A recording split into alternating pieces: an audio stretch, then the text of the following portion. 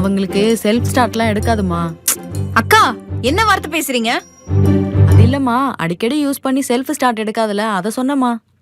அதே மாதிரி வயசாக வயசாக வீக் ஆயிட்டே இருக்காங்கன்னு அர்த்தம். பாத்துக்கோங்கம்மா, நான் வரேன். எங்க எங்க எங்க எங்க எங்க எங்க கடைக்கு போறீங்களா? இல்ல, கரையா மருந்து வாங்க போயிட்டு இருக்கேன். ஏங்க?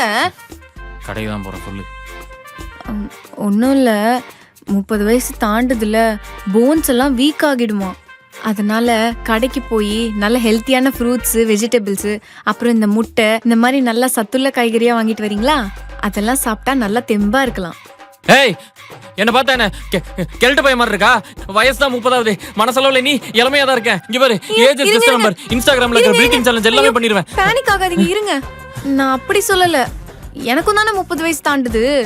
சப்போஸ் பிரெக்னன்ட் ஆயிட்டா நல்ல உடம்பு ஆரோக்கியமா தெம்பா இருக்கணும்ல, அதுக்கு தான் சொன்னேன். என்ன என்ன சப்போஸ்? Of course D. என்ன பார்த்தா என்ன முட்டி செத்தவ மாதிரி இருக்கா? இங்க தேவையில்லாம என்ன வரல ரஜித் மாதிரி பண்ண வச்சிராத. ஐயோ, இப்பவும் அப்படி நினைக்காதீங்க, நான் தப்பா சொல்லல. நம்ம 2 பேருமே சாப்பிட்டு ஹெல்த்தியா இருந்தா தானே நமக்கு பிறக்க போற குழந்தையும் ஹெல்த்தியா பிறக்கும். ஓ, இப்போ என்ன பார்த்தா உனக்கு சீக்காளி மாதிரி இருக்கா? சொல்லு. வாயிலடிங்க. சோக்காளிமா இருந்துகிட்டே இப்படி சீக்காளியா இருக்கேன்னு சொல்லலாமா? போங்க, நான் என்ன சொன்னாலும் நீங்க தப்பாவே எடுத்துக்கிறீங்க. நீங்க கடைக்கே போக வேணாம். இல்ல இல்ல, நான் கடைக்கே போயிட்டு வந்துடுறேன்.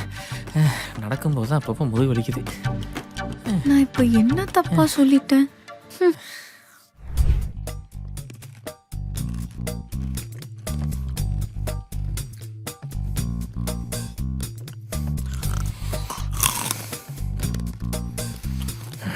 என்னை வாடி முட்டி சத்தவன் சொல்ற. இந்த கலர்ஃபுல் வெஜிடபிள்ஸ் எல்லாம் சாப்பிட்டு எப்படி நிக்கிறேன்னு பாரு.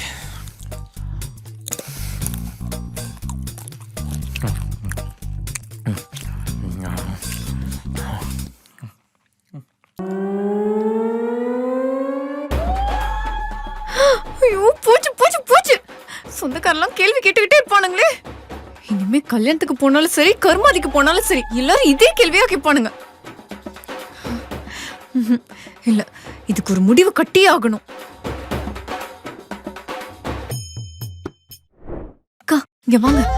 நீங்க சொல்றத பார்த்தா என் புருஷனுக்கு எல்லா வீக்னஸும் இருக்கிற மாதிரி ஐயோ, இருக்கு. இதுல ஆச்சரியம் ஒண்ணும் இல்ல. இது இல்லனா தான் ஆச்சரியம். ஐயோ, இதெல்லாம் ஒரு அறிகுறின்னு எப்படி கண்டுபிடிக்கிறது? இதை கண்டுபிடிக்க சில வழிகள் இருக்கு. என்னது? எனக்கு தெரிஞ்ச இந்த விஷயம் நம்மளுக்கு தெரியறதுக்கு முன்னாடியே உன் புருஷனுக்கு தெரிஞ்சிருக்க